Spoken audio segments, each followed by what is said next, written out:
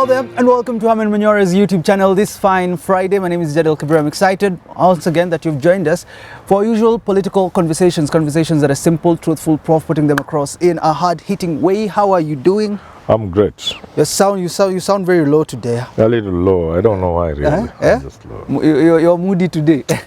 Not moody, I'm not a woman. I'm not moody. Talk to me about the Supreme Court case and the LGBTQ. We had this conversation. Now the president says not in Kenya. How do you deal with the situation where the president is not in agreement with the Supreme Court ruling and it comes from the Supreme Court? Is there anything that can be changed for people thinking, well, you've said it, but there is a Supreme Court ruling? You know, the Supreme Court and the judiciary indeed is supposed to be independent of even the president. So what does the president say not in Kenya when the Supreme Court has ruled? Okay. He has to tell us what he means. Hey. Is there, let me tell you this. Is there any legal Let me tell you this. deal with this? Knowing how this country works, knowing how we are wired as a country, especially now, the relations between the judiciary, the executive, and so on and so forth, I could be wrong, and please allow me to be wrong. The Supreme Court cannot make such a pronouncement without... Let me not go beyond that. Oh, come on. What do you mean? Let me not. You cannot start a statement and... Let me stop there. Yeah? Yeah, let me stop there. The Supreme Court cannot make a ruling without... Let me not go beyond that. Let the viewer interpret what I mean. Okay. Yeah. If you're in the president's situation, then maybe as we find up on this... Because look, let's start by this. The ruling, the judgment is so contradictory.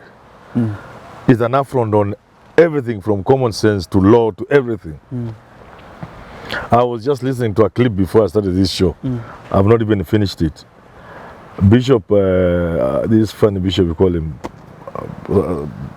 this one of SK, what do you call him? The big boy in SK. Sapit. He's saying he even called the Chief Justice and asked him, I mean, when you register an organization, it has articles of association, which spell out what they are going to do. Football club, they will be doing this. SACCO, they will be meeting they will be having money, savings, credit, loans, and blah, blah, blah, blah. Sasa hii ni kufanya nini? Sasa I've stopped where he's asking the Chief Justice, would you therefore allow an NGO to be formed by bandits? Okay. Yeah, bandits of Kenya. So you can see already the ruling, the judgment doesn't just make sense. Where are we? You know, even when they are always groundbreaking judgments in the Supreme Court, even American, groundbreaking, that leave everybody even in shock. Or like the one of Ross, Wade, whatever, that reverse certain things. But you look at the reasoning.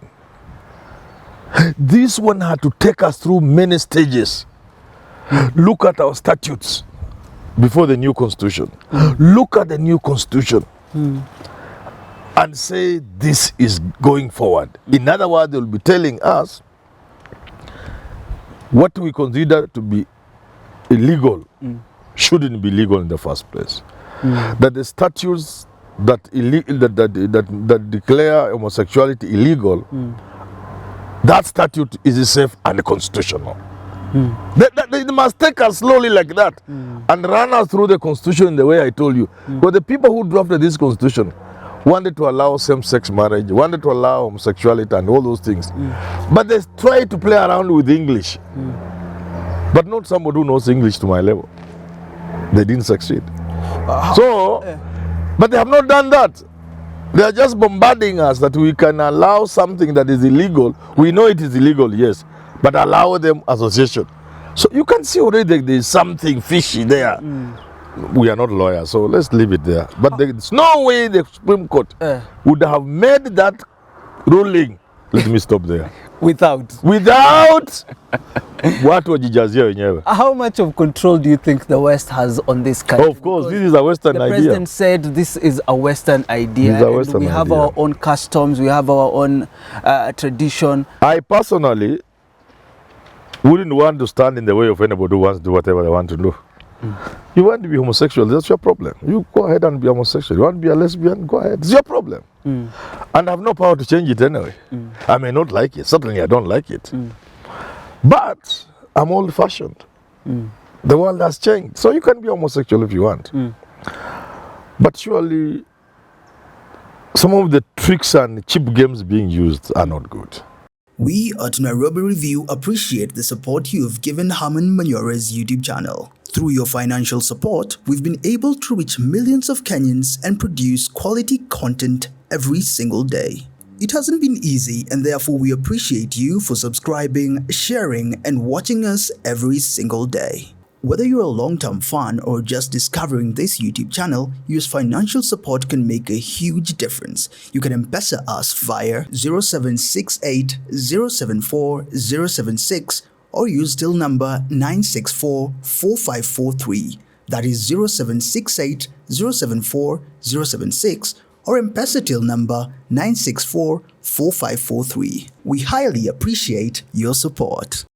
I'm asking the control of the West on the country and on the president himself, because we had this conversation of GMO.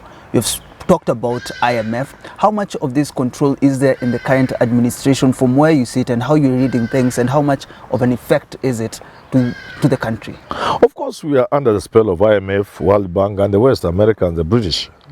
They have direct interest, and you can see things they are doing here that are pushing GMO, for example. Making it difficult for us to subsidize the cost of living by subsidizing foods like unga and petrol. This is IMF, this is World Bank. GMO, these are Americans. And a host of other things that are happening and are going to happen.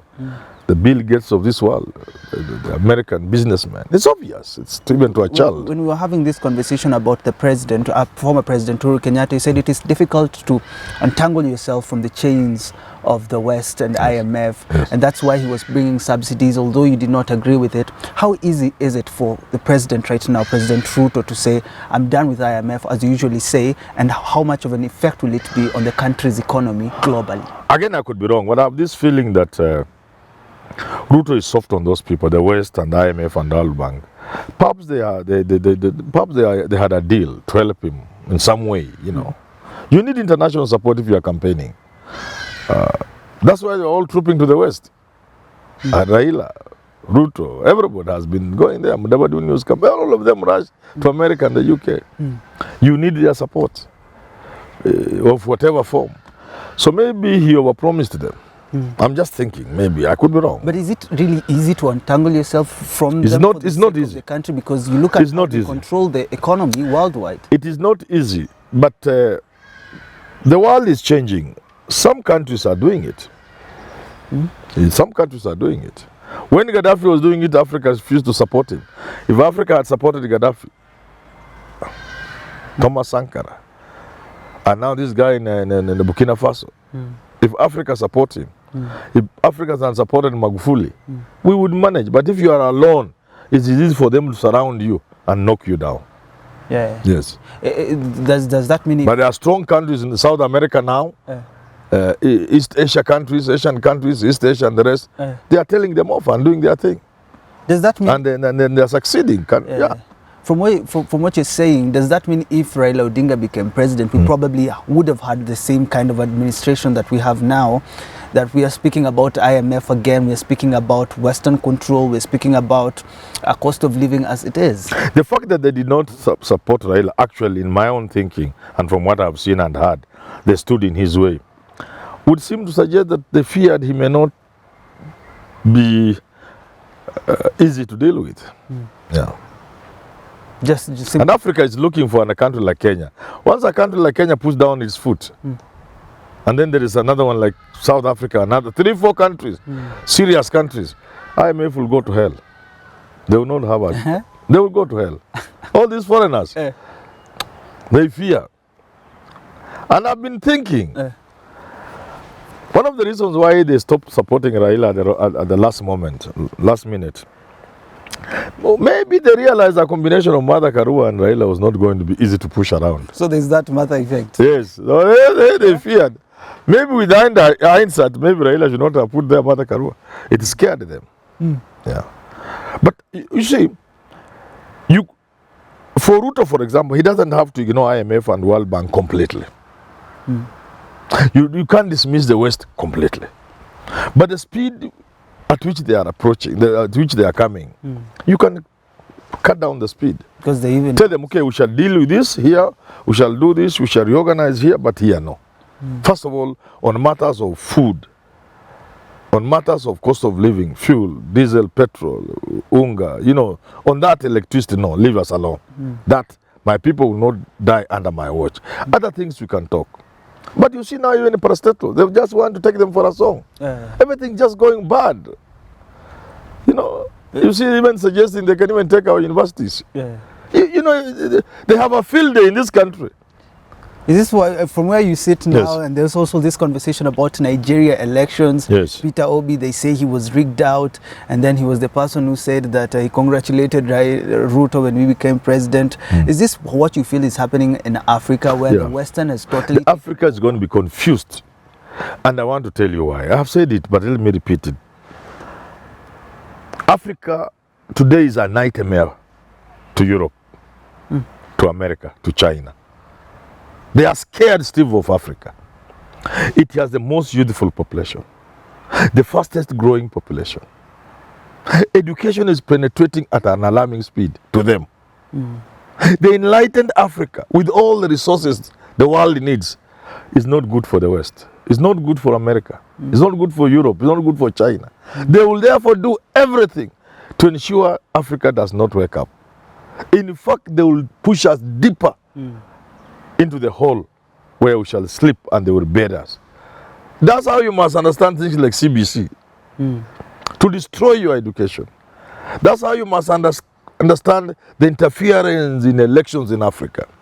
When an African country looks like it's about to produce a president who can speak for Africa, who can stand up against the West, who can face the IMF and the World Bank, they will ensure that man does not win power. So these games will continue for a long time. What amazes me is how Raila, with all his intelligence and experience, couldn't see that. I'm a little, I can't understand. That's what amazes me. It even worries me. He should have known. He should have known the West will not support him and they will sabotage his election. What hope do we have if you say that about Raila? And our last conversation, he said he represents the hope that we need in this country. The hope will flicker on. It's not like the North Star it should be. It's not like the sun. It's not even like the moon. It's a little flickering flame, but it's there nevertheless. The embers of hope and of freedom and of struggle, you cannot dim. They will be there. You've said the Supreme Court wouldn't have made that ruling without finishing that statement. Yes. You can finish yourself. I would want you to tell me then, what does this mean about our current regime if they have this much influence from the West? And what does this mean about the cost? The president should not even just say lesbianism, homosexual, because it's taking place. He should not just say. I mean, I don't care myself, frankly speaking. I'm a parent, I'm a grandfather, but I don't care. I can be annoyed, but it won't take me far. The president has the power to do something about it. He can just tell the NGO, no, you are not going to register anybody. He doesn't have the because power. He has the power. Really he has the power. The NGO is a government agency. Before I have an NGO, registering an NGO is a very tedious process. You must be cleared by the NIS. You must be cleared by a number of agencies. So, just tell them you can have that judgment, but it won't take you anywhere. The NGO board will not register you. That's a government agency. You can now take the NGO board to court if you want. You start the process. It will be 10 years. It will be over. But in terms of whether if you are to consider LGBT, whatever they are called, if you are consider these a menace to society, there are many things you can do. Because these people are not fools. Apart from recruiting strategically, deliberately, consciously, and using resources to recruit and supporting groups, homosexual groups and what have you, including some of these VCT centers around that give them whatever medical and health issues they require to assistance of. There are other things, some of them subtle, some of them obvious. Why do you think we have overcrowding in our schools? The overcrowding in our schools is part of the strategy. Oh, come on. Of course. The overcrowding in our schools is... Listen to me. Hey. The overcrowding in our schools is the deliberate strategy to promote homosexuality and lesbianism in our schools. It is deliberate. It's a tactic. So you pretend you want 100% transition, and you have the late Magoa moving in the villages with the chiefs chasing people to go in schools, and the facilities are not in those schools. A school has 4 streams, forced to have 5, 6. When they are crying, students are sleeping in the corridors, they are told the following year, take 2 more. 100%. It's a strategy. It's one of the tactics employed in a bigger strategy of promoting homosexuality in schools. So there's more to what meets the eye. Yes. So the president should not just talk. If he doesn't know, why doesn't he invite me? I tell him. If he is bothered, he's talking as if about he's saying he's bothered about it. He wouldn't allow it. I'm not saying that myself. But you're saying? I know. We know how boys and girls are being recruited.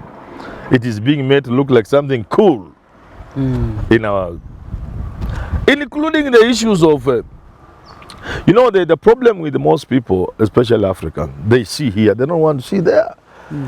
When IMF came with these structural adjustment programs that destroyed the way universities were managed, that students must pay to eat, it was to create a situation of hopelessness among students. You get it? Because at the end of the day, universities never even save, because students spend a lot of money on, they spend a lot of electricity, a lot of power on those coils they were using. A coil is not regulated. It doesn't have a thermostat, okay? Yeah. So power just goes, wow. Okay. So university bills like University of Nairobi were very high. Never mind the risks and everything, all that case. So it was not the money they were saving. It was to create a state of hopelessness within the university community among students. And then the vice could very easily now move and grow and... So if the president wants to do something, there's so much. He should not pretend. It doesn't matter what he should not pretend. He should not pretend. I'm not saying the president is pretending. But I'm saying he should not pretend. I want to hear, he has said it will not happen. I want to see, is there anything else he will do? Remember me, I have nothing against it. But? Because I have no power. I don't like it. I can't even imagine it.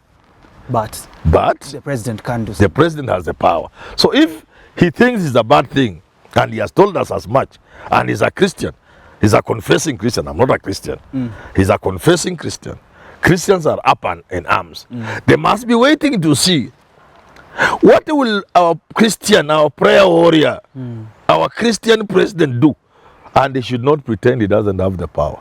I've given you tips. The overcrowding in schools, the mess in our universities, in our halls, where instead of giving students an arrangement where they can eat and stay like students who have come to read, we have created that situation. His power over the NGO board, because I've registered an NGO, it takes you more than a year. This one will be registered in 2 weeks. For Prof, it's enough of talk. We want to see the president do. Until we do talk again, have yourself a lovely rest of your day.